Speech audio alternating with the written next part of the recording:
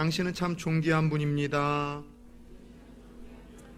예, 우리 하나님의 눈으로 또 하나님의 가치로 저와 여러분들을 보면은 그 무엇으로도 바꿀 수 없는 보배롭고 존귀한 존재들이라는 사실, 어떤 상황과 세상의 평가 속에서도 흔들리지 않기를 축원합니다. 지난 추석 연휴 기간 동안 코로나로 인해서 지친 이 국민들을 위로하는 우리는 특별한 공연을 보고 감동을 받았습니다. KBS에서 아마 국민 가수라고 해도 우리가 할 말이 없겠죠. 나훈아 씨가 자기의 그 재능을 무료로 모든 국민들에게 함께 이 노래로 나누며 지친 우리 국민들의 마음을 위로하고 격려했어요. 그리고 그 공연을 통해서 우리 나이 드신 부모님 세대만이 아니라 나훈아라는 가수를 몰랐던 젊은 세대들도 왜 우리 엄마 아버지가 나훈아 하는지 이제서야 알게 되었다라는 그런 피드백도 제가 보곤 했습니다.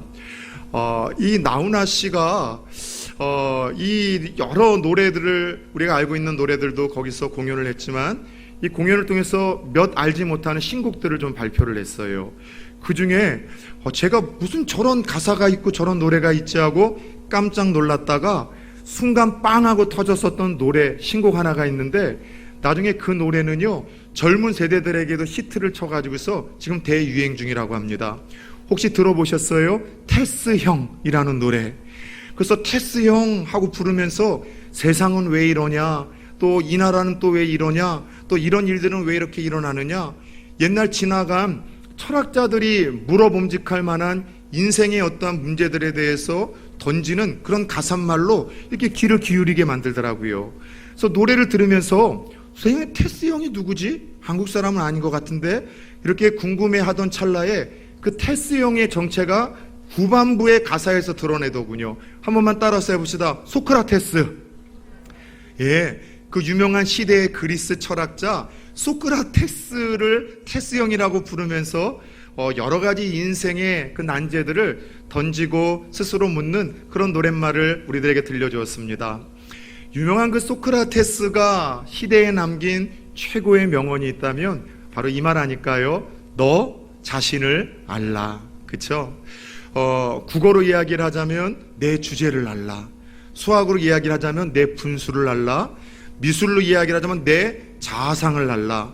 속된 말로 하면 네 꼬라지를 알라고 하는 것인데, 내 자신을 알라라는 이 유명한 말은요 다른 의미가 아니었었습니다.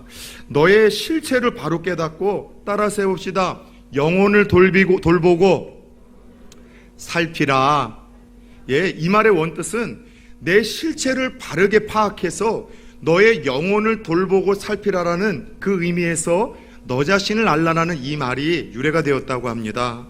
그런데 흥미로운 것은 오늘 함께 읽었던 본문에서도 우리는 너 자신을 알라, 즉 예수 믿는 성도의 정체성, 신분, 실체를 바르게 깨닫길 원하는 주님의 말씀을 함께 읽은 본문에서 들여다보게 됩니다.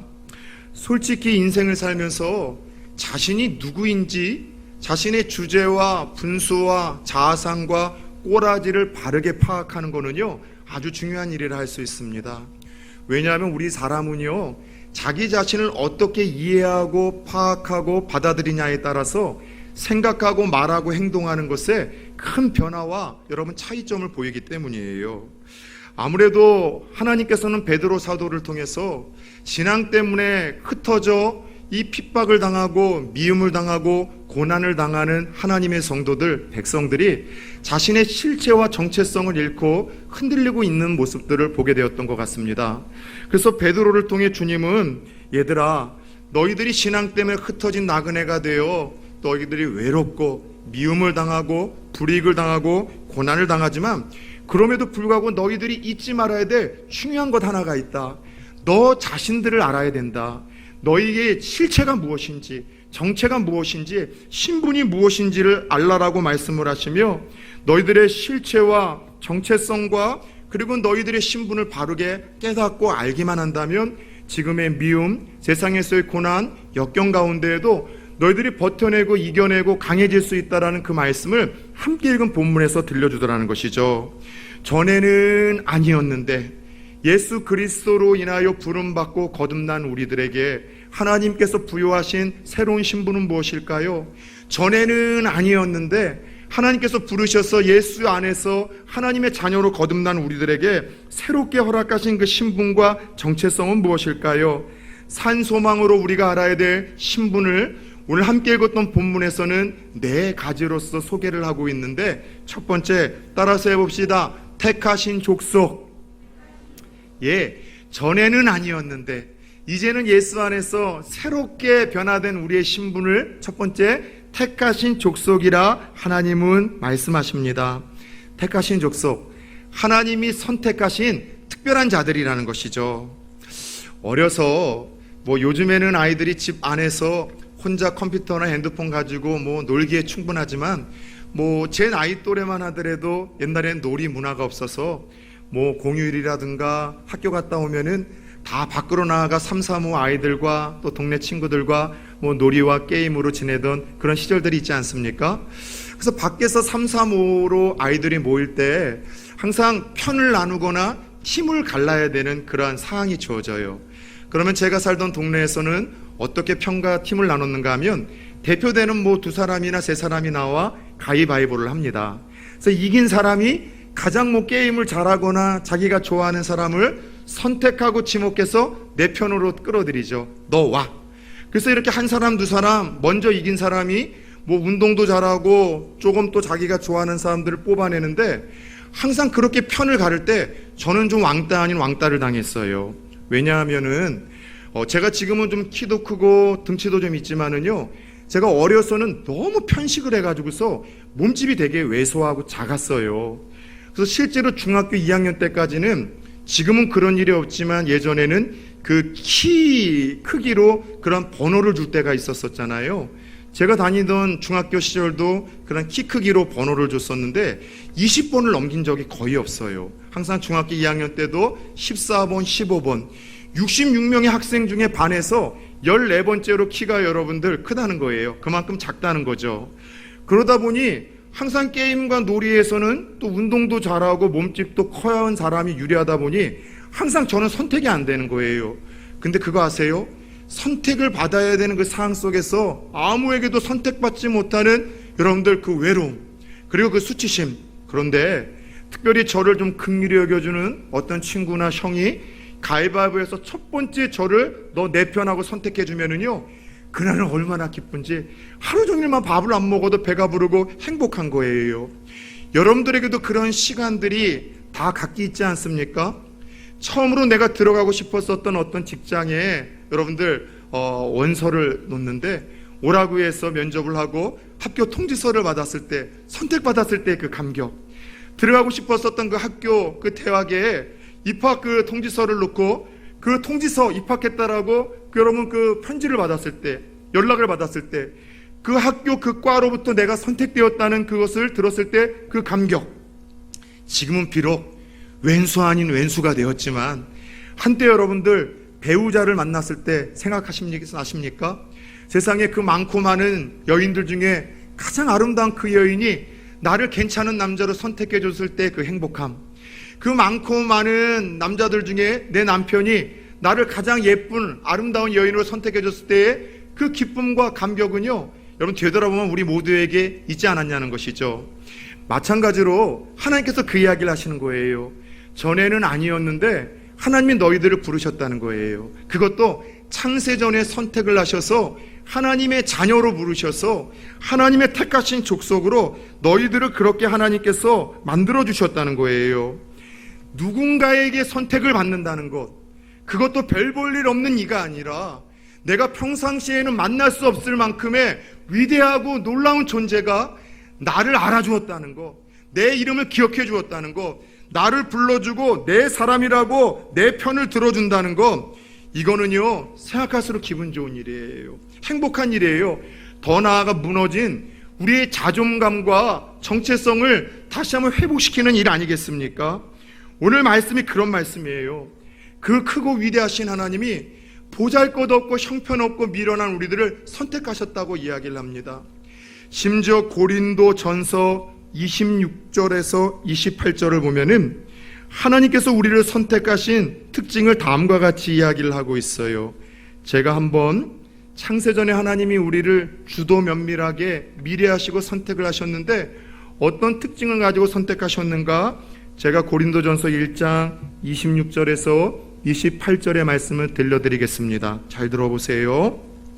형제들아, 너희를 부르심을 보라. 육체를 따라 지혜로운 자가 많지 아니하며 능한 자가 많지 아니하며 문벌 좋은 자가 많지 아니하도다. 그러나 하나님께서 세상에 미련한 것들을 택하사 지혜 있는 자들을 부끄럽게 하려 하시고 세상에 약한 것들을 택하사 강한 것들을 부끄럽게 하려 하시며 하나님께서 세상에 천한 것들과 멸시받는 것들과 없는 것들을 택하사 있는 것들을 폐하려 하시나니. 무슨 말이에요? 하나님이 저와 여러분을 선택하시고 부르셨을 때 그냥 우리들의 기분처럼 주먹구비식으로 아무나 선택하셨던 것이 아니라 창세전서부터 우리를 주목하셨다는 거예요. 우리가 살아온 인생 뒤돌아보면 구비구비 속에서도 한순간도 눈을 떼지 않고 우리를 지켜보시다가 하나님의 때에 우리를 선택하셔서 이끄셨다는 거죠. 그런데 세상이 누군가를 선택할 때에는 똑똑한 사람, 나에게 무언가 유익을 줄 수 있는 사람, 잘난 사람, 능력 있는 사람들이지만 하나님이 우리를 부르시고 선택하는 기준은 전혀 다르다는 거예요. 오히려 세상의 관점에서는 천대받는 사람들, 미련한 사람들, 부족한 사람들, 무엇나 자랑할 것이 없는 별 볼 일 없는 인생들을 하나님은 귀히 여기셔서 부르셔서 내 것이라 만들어 주셨다는 것이죠. 사랑하는 여러분, 하나님께서 저와 여러분을 부르셨다는 이 사실, 그리고 우리를 선택하고 부르시는 것이 하나님께서 아주 창세전서부터 주도 면밀하게 계획하시고 부르셨다는 사실, 더 나아가 내가 하나님을 선택한 것이 아니라 하나님이 내가 선택을 받았다는 사실을 한번 우리가 곱씹어보고 또 곱씹으면 우리에게 큰 은혜를 주실 거예요. 세상의 종교와 기독교의 차이점이 여기 있어요. 세상의 종교는 인간이 피조물이 신을 찾는 거예요. 인간이 피조물이 그 절대자를 선택하는 거죠. 그런데 우리 기독교는 우리 인간이 하나님을 선택한 것이 아니라 하나님이 우리를 살펴보시고 우리를 찾아오시고 우리를 먼저 선택하셨다는 거예요. 이것은 어떤 의미가 있는가 하면 연약하고 부족한 우리가 하나님을 선택을 했다면, 우리의 손으로 그 하나님을 놓는다면 우리에게는 더 이상 구원의 은혜가 없어요. 그러나 하나님이 우리를 부르셨고 하나님이 선택하셨고 하나님이 붙드셨기에 나의 연약함 때문에 때로는 우리가 하나님을 놓는다 할지라도 하나님이 저와 여러분들을 놓치지 않고 끝까지 붙들고 있다는 이 사실을 의미하기에 하나님께서 나를 선택하시고 나를 부르셨다는 사실에, 그리고 구애도 하지 아니하시고 변복도 없으시고 절대로 이것에 있어서는 하나님께서 정말 포기도 하지 않는다는 사실에 여러분 감사하시고 감격할 수 있는 저와 여러분들이 되어지기를 축원합니다. 우리는 하나님을 포기한다 할지라도, 우리는 연약함 때문에 하나님의 손을 놓는다 할지라도 하나님은 절대로 우리를 포기하지 아니하시고 절대로 우리의 연약한 손을 놓지 아니하시고 세상 끝날까지 붙드시고 나와 함께 하자고 말씀하시는 그 축복된 존재로, 전에는 아니었는데 이제는 긍휼하심을 받아 그리스도 안에서 그런 택하신 족속으로 우리를 변화시키셨다는 것이죠. 두 번째, 전에는 아니었는데 그리스도 안에서 우리를 새롭게 변화시킨 두 번째 우리의 실체와 신분, 정체성은 따라서 해볼까요? 왕 같은 제사장. 여러분, 제사장이라는 직분 알고 계시잖아요. 아무나 될 수 있다 없다? 없죠. 이스라엘은 12지파가 있습니다. 그 지파들 중에 하나님이 특별히 선택하신 레위 지파 사람들 중에, 또 레위 지파라고 다 될 수 있는 것이 아니라 그 중에 모세의 형이었었던 아론의 자손들 중에 하나님이 특별히 지목하셔서 하나님을 섬길 수 있는 특권을 가졌던 이들이 제사장들이었었습니다. 지금 말로 하자면 영적인 금수저들 중에 금수저였었죠. 하나님 앞에 죄인이 함부로 나갈 수 없는데 그 제사장들만큼은 하나님 앞에 나아갈 수 있었어요. 하나님을 가까이 섬길 수 있었고 예배할 수가 있었었죠. 그러나 그들에게도 여러분들 제약은 있었습니다. 아무 때나 나가지는 못했어요. 하나님이 허락하신 시간에만 나갈 수 있었고 하나님이 허락하신 날짜에만, 그것도 동물의 이 희생 제사를 드리고 그 피를 흠뻑 적신 후에 하나님이 약속하신 날, 약속하신 시간 혹시 잘못해서 죽지는 않을까 두렵고 떨림으로 나아가는 이들이 제사장들이었었어요. 그런데 전에는 아니었는데 예수 믿는 우리 모두를 하나님께서는 왕 같은 제사장으로 삼아주셨대요. 제사장이면 제사장이지 왜 굳이 왕 같은 제사장이라고 표현을 하셨을까요? 원어를 보면은요 이런 뜻이 있어요. 한번 따라서 해볼까요? 왕처럼 당당한 제사장. 예, 세상에서 가장 당당한 부류가 있다면 왕들 아니겠습니까? 거치는 자가 없잖아요. 눈치 볼 사람들이 없잖아요. 따라서 왕 같은 제사장을 우리를 삼아주셨다는 것은 구약의 제사장들과는 달리 더 큰 특권과 은혜가 신약에서 예수 믿는 우리들에게는 주어졌음을 의도적으로 아들로 표현하는 거예요. 자, 구약의 제사장들은 특별히 하나님께 선택받은 고귀한 존재들임에도 불구하고 제약이 있다고 했잖아요. 아무 때나 나갈 수 있어요, 없어요? 아무 때나 하나님 못 만나요. 더 나아가 하나님이 여러분들 말씀하신 대로 희생 동물의 신음소리를 들어야 되고 비명을 들어야 되고 피비린내 나는 그 피를 흠뻑 적시고 혹시라도 들어가서 불경함으로 죽지는 않을까 벌벌 두렵고 떨면서 하나님 앞에 나아가는 이들이 구약의 제사장들이었습니다. 그런데 신약의 왕 같은 우리 제사장들은요 때와 장소가 필요 없어요. 예수의 이름으로 어린 양의 여러분들 그 예수의 피를 흠입어서 제사를 드릴 필요도 없고 희생 동물의 여러분 피를 뒤집어 쓸 필요도 없고 아무 때나 아버지 하고 하나님 앞에 나아갈 수 있고 예수의 이름으로 하나님을 예배할 수 있고 예수의 이름으로 하나님의 얼굴을 볼 수 있는 특권이 오늘날 여러분들 왕과 같은 제사장으로서 신분의 이 특권을 얻은 우리들에게는 허용이 되어졌다는 거예요. 그래서 1517년에 이 말씀을 통해서 놀라운 사건 하나가 일어났잖아요. 마틴 루터를 통해서 종교 개혁이 시작됐죠. 그리고 종교 개혁 가운데 가장 중요한 하나의 개혁이 있었었는데 하나만 따라서 해봅시다. 만인 제사장. 예, 이전에는 하나님 앞에 나가기에 구약만이 아니라 중세시대에도 여러분들 또 다른 제사장이라고 할 수 있는 신부들을 통해서만 나갈 수 있다라고 가르쳐 왔어요.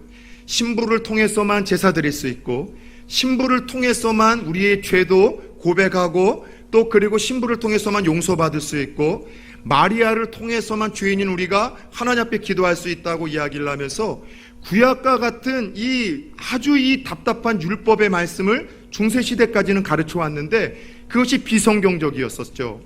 여러분 신약시대에는 예수님께서 죽으심으로 말미암아 하나님이 계시는 지성소라는 장소와 모든 백성들이 거하는 여러분 이 성막의 휘장이 찢어졌어요. 누구나 하나님 앞에 제사장만이 아니라 담대히 나갈 수 있다는 거예요. 따라서 우리는 여러분 제사장이 아니라 할지라도 신부가 아니라 할지라도 목사가 아니라 할지라도 예수의 이름으로 아무 때나 하나님 아버지하고 우리 주님 앞으로 나아갈 수가 있고 기도할 수가 있고 코로나를 통해서 우리가 거한 모든 것이 예배의 장소가 되었던 것처럼 그곳에서 하나님을 의지하며 찬양하기 시작한다면 우리가 속해 있는 그 장소가 예배의 처소가 된다는 사실, 기도의 재단이 된다는 사실을 깨닫기를 축원합니다. 이것은요 예수 믿는 우리들에게 전에는 아니었는데 이전에는 아니었는데 이후로 이제는 우리에게 주어진 놀라운 특권이라고 할 수 있어요. 그런데 중요한 것은 이렇게 왕과 같이 당당한 제사장들에게는 하나님께 마음껏 나가 내가 위급할 때 기도할 수 있고 위기에 처했을 때 기도할 수 있고 도움을 얻을 수 있고 또 하나님을 예배할 수 있는 특권이 있지만 동전의 양명성과 같이 이 직분에는요 거룩한 책임과 의무가 따라요.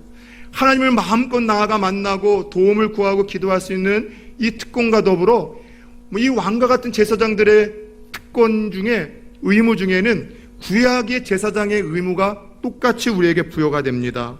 구약의 제사장들은 화목케 하는 직책이었었어요.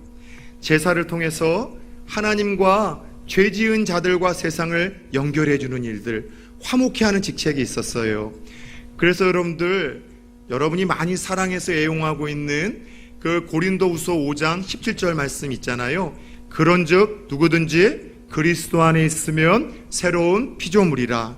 이전 것은 지나갔으니 보라 새 것이 되었도다. 이 말씀은 많이 알고 있고 애용하고 있고 외우고 있는데 그 다음 말씀을 모르시는 분들이 너무 많아요. 왜 우리를 새로운 존재로 피조물로 만드셨는 줄 아세요? 다른 것 아니라 그 고린도후서 5장 18절의 말씀을 보면은요, 이는 하나님께서 우리를 화목해 하신 것처럼 세상과 화목해 하는 직무, 화목해 하는 제사장의 직분을 주시기 위하여 우리를 제사장으로 부르셨다라고 말씀을 하고 있어요. 저와 여러분을 왕과 같이 하나님 앞에 마음껏 나갈 수 있는 특권을 주신 하나님의 이 의도를 따라 오늘 이 시대 우리가 제사장의 역할을 교회가 감당해야 됩니다. 성도가 감당해야 됩니다. 그게 뭐예요? 세상을 위해서 기도해야 돼요. 하나님, 죄 많은 이 세상 하나님 진노 가운데 심판하지 마시고 긍휼을 베풀어 주옵소서. 코로나로 인해서 우리 인간의 교만함들, 또 자연 질서를 깼었던 인간의 연약함과 악함들을 보게 하셨지만 진노 중에도 긍휼을 베푸셔서 하나님, 교회는 더 정화되고 강화되고 성화가 되게 하시고 세상 사람들 인간의 연약한 실체를 보고 영혼의 주체이신 하나님을 보게 하시고 진노 중에 긍휼을 베푸셔서 하나님, 백신과 치료제가 조속히 개발되고 안전한 가운데 상용화가 되어져 다시 하나님 무너진 일상들이 회복이 되게 하여 주옵소서. 교회와 성도들이 이 세상을 위해서 기도하는 일을 포기하면 더 이상 세상에는 소망이 없습니다. 따라서 해봅시다. 교회는 그럼에도 불구하고 세상의 소망이 되어야 됩니다. 믿으십니까? 화목해 하는 이 직책이 왕과 같이 당당한 저와 여러분들에게 주신 특권 속에서 우리가 양면성과 같이 주어진 의무라는 사실을 깨닫고 세상을 위해서 기도함으로 말미암아 화목해 하는 직무를 감당하시기를 축원합니다. 더 나아가 아직도 하나님을 만나지 못해 하나님과의 관계가 아직도 깨어진 믿지 않는 가족이 있잖아요. 믿지 않는 이들이 있잖아요. 여러분은 그들에게 끊임없이 복음 전해야 돼요. 아무리 여러분 기독교가 욕을 먹고 코로나 이후로 교회가 욕을 먹어도 그래도 창세전에 구원하기로 선택하여 때가 된 영혼들을 하나님은 여전히 부르고 있는 줄 믿습니다. 이 믿음을 갖고 하나님의 열심과 일하심을 믿음의 눈을 들어 보는 자들은요, 그럼에도 불구하고 기죽어 가만히 앉아 있으면 안 돼요. 주 예수가 그리스도 되심을 선포해야 됩니다. 예수 안에만 죄사함이 있고 예수 안에만 생명이 있고 예수 안에만 천국이 있고 예수 안에만 영생이 있다는 사실을 끊임없이 여러분 증거하여, 여러분 아직도 하나님과의 관계를 죄로 말미암아 잃어버리고 있는 이들에게 화목해 하는 직무를 오늘날이 왕과 같은 제사장으로서 잘 감당하는 저와 여러분들이 되어지길 축원합니다. 더 나아가 왕과 같은 제사장으로서 하나님이 우리에게 특권을 주셨다는 것은 또 다른 거룩한 임무 하나가 우리에게 주어졌어요. 그게 뭐냐면 우리 모두가 다 성직자가 되었음을 말씀하시는 거예요. 목사는 사실 기능 면에서는 성직자이기도 하지만 성직자라고 보기보다는 전문가로 봄이 옳습니다. 어떻게 교회를 하나님의 말씀대로 건강하게 잘 이끌어가고 성도를 바르게 양육하고 훈련시킬 수 있는가? 사실 목사만큼 교회를 여러분 건강하게 세워가는 일에 있어서 많은 분들이 왈가왈부하지만 전문가는 없어요. 기도하고 연구하고 가장 많은 고민을 하고 그와 같은 훈련을 받았기 때문이죠. 지난 우리 어제 같이 식사를 하는데 정구면 전사님이 그런 얘기를 하세요. 참 목사님은 그래도 하나님이 은혜를 주셔서 일찍 담임 목회를 시작했다는 거죠. 저도 그 사실에 공감을 하며 참 감사했어요. 그래서 이런 이야기를 했어요. 그런데 전사님, 제가 일찍 담임 목사가 되긴 했지만 부교육자 제가 생활을 23년을 보냈습니다. 크고 작은 교회에서 얼마나 많은 수치와 얼마나 많은 혼돈하고 얼마나 많은 고생도 하고 실수도 하고 실패도 하면서 아픔도 겪으면서 23년 동안 산전수전 공중전 다 겪은 후에 이제서야 그래도 하나님이 쓸만한 작은 돌이 되어져서 모났던 돌이 깨져서 쓸만한 돌이 되어서 하나님이 세우신 것 같다라고 그러한 이야기를 했어요. 그러면서 하는 이야기는 다른 것 아니에요. 그 많은 시간들 통해서 하나님이 경험하게 하신 것은 어떻게 해야 교회가 평안해질 수 있는지, 어떻게 해야 성도들이 하나님을 닮아갈 수 있는지, 어떻게 이 교회에 하나님의 나라가 임할 수 있는지를 그걸 보면서 늘 살얼음판을 걷듯이 그거를 조절하는 일들이, 때로는 우리 장로님들도 이해가 안 될 때가 있고 권사님, 집사님들도 이해가 안 될 때가 있지만 그거를 고민하면서 늘 살얼음판을 걷듯이 그걸 하는 전문가가 목사의 여러분들 이 책임이고 정체성이죠. 더 나아가 목사는 기능 면에서는 성직자라고도 할 수 있지만 잘 들으셔야 돼요. 오늘 말씀을 보면은 목사만이 아니라 전에는 상관없었지만 이제는 예수 안에서 거듭난 산소망을 가진 모든 이들이 왕과 같은 제사장으로서 다 성직자라는 거예요. 따라서 여러분들이 해야 될 역할들은 세상에서 모든 삶을 성직으로서 연결하는 일들이 바로 여러분들에게 주어진 영적인 과제라는 겁니다. 집에서 요즘에 아이들 양육하는 것 때문에, 가사 일을 돕는 것 때문에 남편들, 자식들 빨래하고 옷 다려주고, 그리고 여러분들 밥 해주고 청소하는 것 때문에 아무것도 못하시는 분들이 있습니까? 잘 들으셔야 돼요. 제사장으로서 여러분들 그 일들이 예배일 드림과 똑같이 하나님 받으시는 삶의 예배입니다. 직장에서 여러분 예수의 이름으로 하나님 믿는다는 사람으로 믿지 않는 사람들에게 더 정직하게, 더 성실하게 여러분들 지각하지 않고 게으름 피우지 아니하고 더 여러분 탁월하게 일을 할 때 하나님이 이 교회에서 예배를 받는 것과 같이 똑같이 영광 받으시는 삶의 예배이고, 그것이 여러분이 직장에서 이루어가야 될 성직이라는 사실을 잊지 마십시오. 학생들이십니까? 학생으로서 최선을 다하여 실력을 쌓고 여러분들 하나님이 쓰실 만한 그릇으로 예수 믿는 이들로서 최선을 다하고 있는 것, 그것이 거룩한 삶의 왕과 같은 제사장으로서 살아가는 것이요, 하나님이 영광 받으시는 성직이라는 사실을 깨닫기를 축원합니다. 따라서 저와 여러분들, 하나님께서 전에는 아니었는데 이제는 예수를 믿음으로 말미암아 하나님 앞에 직접적으로 나갈 수 있는 특권을 주셨다는 사실과 제사장으로서 부여하신 이 의무와 거룩한 사명이 있다는 사실을 깨닫고 우리 자신을 바로 알므로 말미암아 이 세상에서 비록 나그네로 살아가지만 우리의 직무와 우리의 책임을 따라 여러분 신분값을 할 수 있는 저와 여러분들 되어지기를 예수의 이름으로 축원합니다.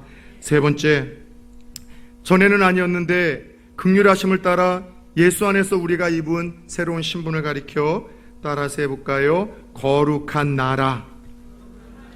거룩한 나라라 말씀하십니다.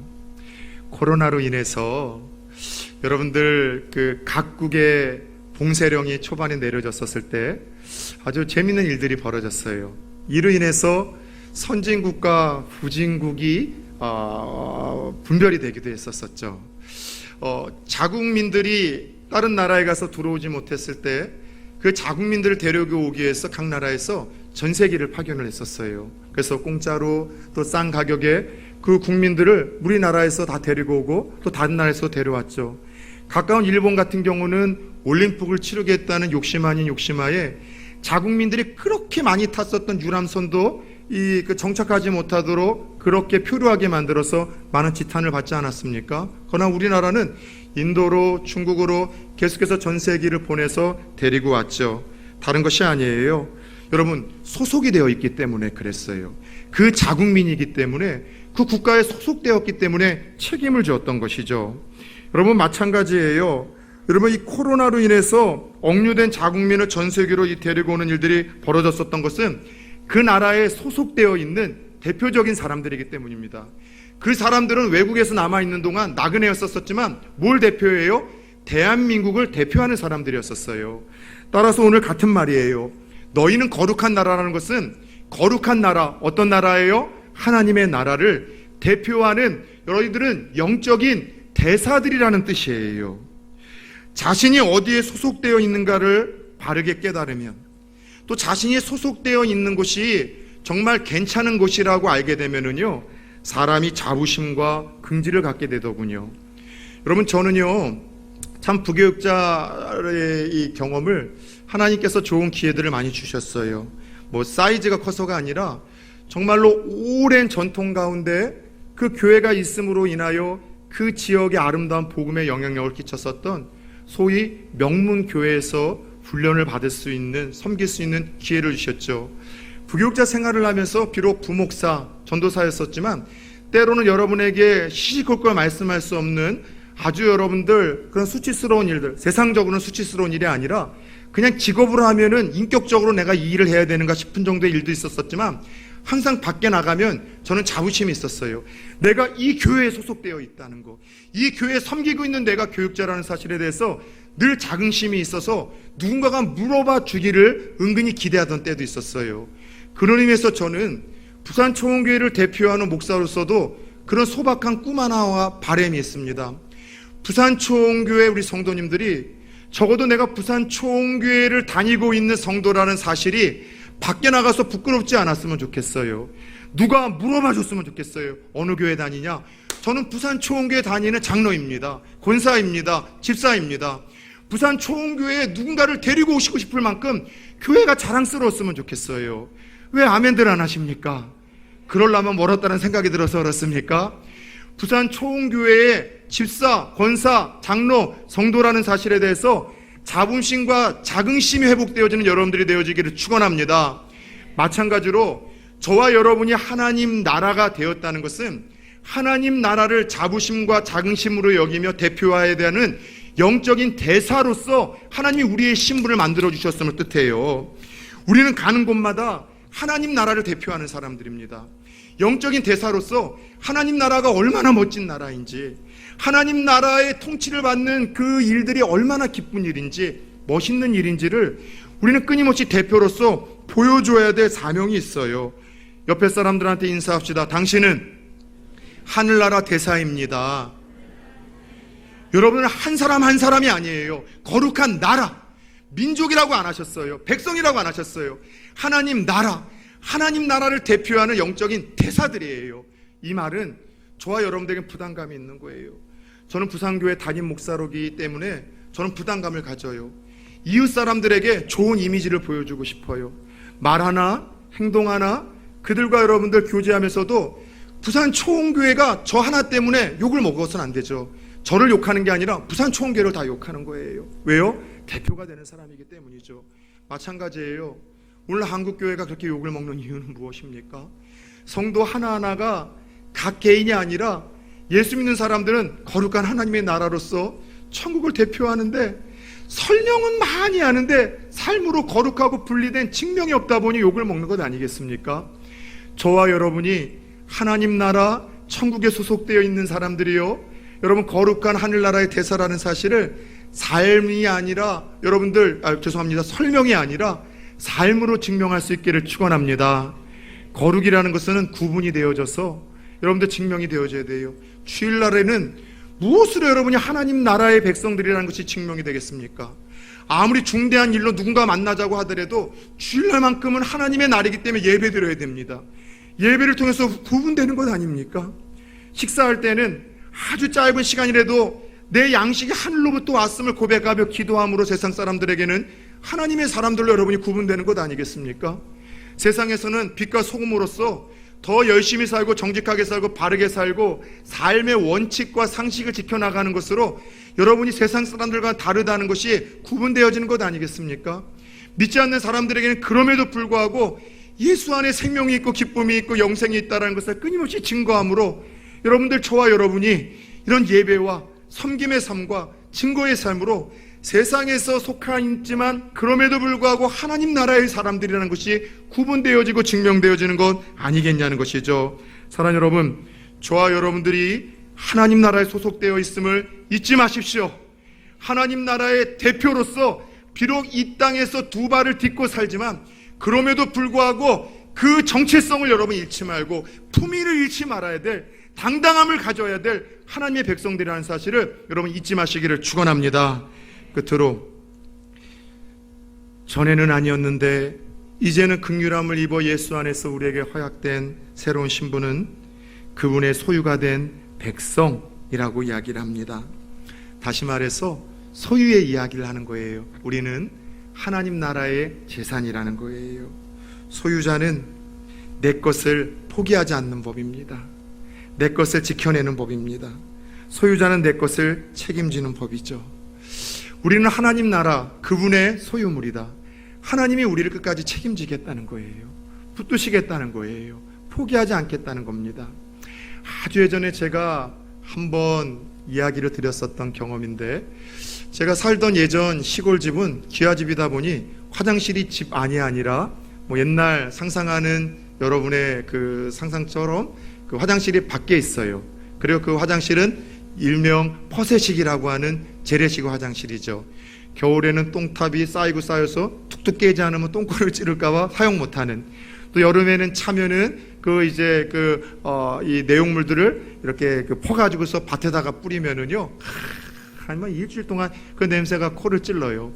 근데 어쩔 수 없이 되도록이면은 그런 게 조금 냄새도 나고 좀 찝찝해서 안 쓰려고 하지만 급할 때가 있잖아요. 한 번은 시골집에 갔다가 화장실에 가서 볼일 보고서 이제 빨리 일어나다가 갑자기 뭔가 툭 하고 떨어지면 툭툭 소리가 나는데 뭐가 뽁 하고 빠져요. 뭔가 봤더니 주머니에 넣어놨던, 여러분, 개통한 지 일주일도 안 된 신형 이 핸드폰이 떨어져 가지고 그 안 속으로 들어가 버린 거예요. 순간 여러분들, 저에겐 멘붕이 왔습니다. 그 더러운 똥통에 그 신형 핸드폰이 빠져버린 거예요. 여러분, 제가 어떻게 했을까요? 저는 비유가 되게 약한 사람이에요. 한참 그래도 이렇게 좀 찝찝하면서 보니까 그래도 완전히 안 빠지고 위에 좀 걸터 있길래 밖에 나가서 여러분 긴 장대를 꺾어다가 매미채를 만들어서 그걸 떴어요. 코를 막고. 그리고 여러분들 수도가루 가가지고 물로 빡빡빡빡 또 뿌리고 그것도 여러분 해체를 시켜가지고서 그렇게 여러분들이 햇빛에 말렸다가 다음 핸드폰을 개통하기 전까지 핸드폰을 쓴 적이 있습니다. 전 비유가 약해요. 똥통에 빠졌는데도 그걸 포기하지 못하는 그 거룩한 집착, 왜 생겼는 줄 아세요? 비싸게 샀기 때문이죠. 내 거라는 것 때문에 포기할 수가 없었던 거예요. 과한 극단적인 예일 수는 있겠지만 저와 여러분의 존재와 가치는 하나님 앞에서 어떤 존재들입니까? 여러분, 하나님께서는 그분에게서 가장 값비싸다라고 말씀하시는 독생자 예수 그리스도를 대신 죽이고 희생하시면서까지도 맞바꿨던 존재가 저와 여러분이라는 존재예요. 하나님 것으로 다시 찾고 소유하시기 위하여 그분은 그냥 뺏어오신 것이 아니라 하나밖에 없는 독생자라는 그분에게 있어서 가장 값비싼 대가를 치르고 희생을 치르고 저와 여러분을 그분의 것으로 삼으셨어요. 따라서 값비싼 이 대가와 희생을 치렀기 때문에 하나님은 저와 여러분들을 절대로 포기하지 못해요. 때로는 똥보다도 더 더러울 만큼 그 죄에 우리의 영혼과 몸을 흠뻑 적시고 여러분 뒹군다 할지라도 그런 우리들을 포기하지 못하시고 다시 끄집어서 씻기시고 예수 이름 피로 씻기시고 새로운 의의 옷을 입히시고 내 자녀라 여겨주시고 위험으로부터는 지켜주시고 끝까지 나와 동행하지 하고 우리를 붙드시는 분이 하나님이라는 사실을 기억하시기를 축원합니다. 저와 여러분은요 예수님 짜리 인생이에요. 세상의 거짓된 가치 기준으로 여러분을 평가하지 마십시오. 좋은 집에서 살지 못했다고 여러분이 실패했다고요? 남들보다 건강이 없다고 여러분이 실패한 인생이라고요? 자녀들이 좋은 대학 못 가고 좋은 직장 못 가고 제때 결혼하지 못해서 여러분이 실패한 부모들이라고요? 좋은 차를 타지 못해서 여러분이 불행하다고요? 왜 세상이 매겨놓은 잘못된 거짓된 기준을 따라 저와 여러분의 가치를 평가하고 있습니까? 영원하신 하나님의 눈으로, 그분의 시선으로 저와 여러분의 신분과 실체와 꼬라지를 바르게 볼 수 있는 영안이 열릴 수 있기를 예수 그리스도의 이름으로 축원합니다. 많은 분들이 거북이를 가리켜서 가장 느린 동물이라고 이야기를 합니다. 정말 그렇습니까? 그 가치와 기준은 무엇에 둔 겁니까? 예, 육지에서는 가장 느린 동물일 수 있겠지만 바다에서도 그 원칙이 통합니까? 지구는요 바다가 70%를 차지합니다. 그럼에도 불구하고 거북이가 가장 느리다라고요? 여러분, 관점을 달리해야 되지 않겠습니까? 마찬가지로 영적으로도 여러분, 이 성도들이 이 땅에서 예수 믿는다는 것 때문에 핍박을 받고 고난을 받고 정직하게 살고 말씀대로 살다가 가난해질 수 있죠. 병들 수 있죠. 어려워질 수 있죠. 그래서 그게 불행입니까? 저주입니까? 이 땅에서 잘 먹고 잘 살고 떵떵거리는 것이 진정한 축복이고 행복이고 성공입니까? 그 기준은 무엇으로 여러분 잡은 겁니까? 길어야 100년밖에 안 되는 짧은 세상의 기준으로 그 여러분들 성공과 축복과 여러분들 행복을 논할 수 있습니까? 죽음 너머로 영원한 그 시간의 개념에서 하나님의 눈으로 본다면 무엇이 진짜 성공입니까? 무엇이 행복입니까? 무엇이 축복입니까? 비록 이 땅에서 흩어진 나그네로서 미움을 받을 수밖에 없고 바르게 믿을수록 고난과 역경이 있다 할지라도 전에는 아니었으나 하나님의 선택과 부르심으로 말미암아 왕과 같은 제사장이 되어지고 그분의 나라에 소속된 일원이 되어지고 하나님의 예수님 자리 무엇으로도 바꿀 수 없고 포기할 수 없는 보배로운 존재가 되었다는 사실 하나가 우리는 여러분 이미 성공자라는 것을 뜻하지 않습니까? 축복자라는 것을 뜻하지 않습니까? 이게 진정한 행복 아니겠냐는 거죠. 한 번만 따라서 해봅시다. 나는 선택받은 자녀이다. 나는 왕과 같은 제사장이다. 나는 그분의 나라이다. 나는 그분의 소유물이다. 세상의 거짓된 가치 기준으로 여러분은 불행하다, 실패했다, 저주받은 인생이라고 끊임없이 사탄이 문화와 가치관과 누군가의 속삭임을 통하여 여러분의 귀에 속삭일 때마다 영원하신 하나님의 눈으로, 영원한 시간의 관점으로 저와 여러분들을 새롭게 변화시켜 주신 정체성과 신분을 떠올리며 흔들리지 않는 성도님들 되어지기를 축원합니다. 그래요, 오늘 이 베드로전서는 여러분 누구에게 보내진 편지라고 말씀드렸습니까? 네로 황제를 통해서 흩어져서 나그네와 같이 외로울 수밖에 없고, 믿는다는 것 때문에 왕따 당할 수밖에 없고, 세상으로부터 믿음 때문에 고난과 핍박과 죽음의 위협을 느끼는 사람들을 위로하고 격려하기 위해서 베드로를 통하여 하나님 보내신 편지예요. 진정한 위로와 격려는 무엇입니까? 너 자신을 알라는 거예요. 정체성, 너의 신분, 실체를 바로 알고 잠시 스쳐가는 이 땅에서 그러한 본을 당한다 할지라도 이미 너에게 주어진 그 어마어마한 신분과 정체성을 믿음의 눈을 들어 발견함으로 말미암아 흔들리지 말라는 거예요. 기죽지 말라는 거예요. 침통에 있거나 주눅이 들어서는 안 되는 존재들이라는 것을 우리에게 말씀하고 있습니다. 사랑하는 여러분, 아무런 자격도 공로도 없는 우리를 이러한 존귀한 신분으로 변화시켜 주신, 그리고 사랑한다고 말씀하신 그 하나님의 의도는 다른 것 아니에요. 그 하나님의 아름다운 덕을 선전하기 위함이에요. 전하기 위함이에요. 미움과 핍박과 고난 가운데 우리가 세상에서 나그네로 살아가지만 주눅들거나 기죽지 아니하고 하나님의 위대하신 덕과 아름다움을 끊임없이 선언하는, 또 증언하는 그 삶을 살아갈 수 있기를 예수의 이름으로 축원합니다. 그럴 때 하나님이 저와 여러분들을 끝까지 붙드실 거예요. 씻기실 거예요. 부끄럽다 할지라도, 죄 가운데 넘어진다 쓰러진다 할지라도 우리를 모른다 하지 아니하시고 끝까지 우리 아버지로 책임지실 겁니다. 지난 1월달 코로나가 이제 확 터지기 전에 제 아들과 함께 아들만 데리고 제주도를 잠깐 다녀온 적이 있어요. 제 영적인 멘토 목사님이 이제 암에 걸리셔서 제주도에서 요양을 하고 계시는데 그토록 저를 그 내외가 보고 싶어 하시고 저도 보고 싶은데 사역 때문에 한 번에도 못 가다가 드디어 시간을 내서 한 2박 3일로 가려고 갔는데 공항에 도착하자마자 장례 문자가 와서 막 급하게 막 도착하자마자 잠깐 뵙고서 다시 아주 힘들게 티켓팅을 해서 온 적이 있습니다. 그런데 그렇게 짧은 시간이긴 하지만 이 애는 애예요. 아들이 계속해서 뭐 먹을 거 사달라는 거예요. 가면은 이거도 사주세요, 이거도 사주세요. 그래도 또 미안한 마음에 가자마자 급히 와야 되니까 사달라는 거 다 사줬습니다. 참 많이 먹더라고요. 그리고 이제 공항에 와서 이제 티켓팅하고 비행기 타기 전에 조금 시간이 있는데 그렇게 하루 종일 쫓아다니면서 많이 사줬는데 또 밥을 꼭 먹고 가야 된다는 거예요. 밥을 사달라는 거예요. 그래서 식당 한 일식집에 들어갔더니 거기에 그것도 조그만 돈가스도 아니고 전보 돈가스라고 해서 큰 왕돈가스 2개를 나오는 걸 조그만 놈이 시켜서 다 먹고 앉아 있더라고요. 제 아들이 조금 먹는 건 알았지만 하루 종일 붙어서 먹는 걸 보니까 진짜 많이 먹는 거예요. 그런데 참 웃긴 것은 제가 예상하던 일이 벌어졌습니다. 꾸역꾸역 앉아서 그걸 먹더니 갑자기 우액 하더니만 드디어 뭔가 막 입안에서 쏟아내기 시작을 하는 거예요. 식당에서. 여러분 제가 어떻게 했을까요? 쪽팔리죠. 사람 많은 그곳에서 여러분들이 아이가 그러고 있으니. 근데 어떻게 했는지 아세요? 손으로 그걸 제가 다 받았어요. 그 앞에서 누가 볼까 싶어서. 그리고 다 집어넣었어요. 그리고 가가지고서 애가 여러분 부끄러워할까봐 옷으로 씻기고요, 가서 물로 씻기고 괜찮다 그리고 그 아이가 되게 부끄러워하고 수치스럽게 괜찮아, 그럴 수 있어. 그리고 그날 비행기 타고서 옆에 철도 없이 또 골아 떨어진 아들을 보면서 하나님 마음이 그런 거예요. 하나님이 그럴 수 있겠다. 철없는 내가 때로는 더러운 거 토해내고 더러운 거 몸에 묻혀도 오히려 그런 내가 수치심을 가지고 부끄러워할까봐 닦이시고 씻기시고 친히 몸소 그 모든 걸 감춰주시고 괜찮다고 격려하시고 끝까지 그럼에도 불구하고 나는 네 아버지라고 말씀하시는 하나님의 음성이 들리는 거예요. 사랑하는 여러분, 하나님이 저와 여러분들을 이처럼 사랑하십니다. 이처럼 존귀히 여기십니다. 이처럼 귀한 존재로 만들어주셨습니다.